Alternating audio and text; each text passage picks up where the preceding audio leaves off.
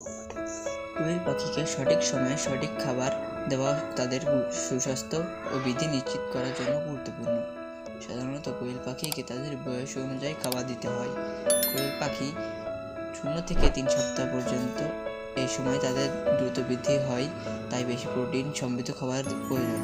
খাবার যেমন charter feed protein 22 থেকে 24% থাকা উচিত। খাবার কুচি করে দিতে হবে যেন তারা সহজেই খেতে পারে। দিনে 3 থেকে 4 বার খাবার দেওয়া উচিত এবং সবসময় পরিষ্কার পানি সরবরাহ করা উচিত। 4 থেকে 6 সপ্তাহ এই সময় তাদের প্রোটিন পরিমাণ কিছুটা কমানো যেতে পারে। এবার গ্রোয়ার ফিড প্রোটিন 18 থেকে 20% দিতে হবে। দিনে 2 থেকে 3 বার খাবার দেওয়া উচিত। 6 সপ্তাহের কোয়েল পাখির জন্য ডিম পাড়ার সময় এদের সঠিক পুষ্টি প্রয়োজন।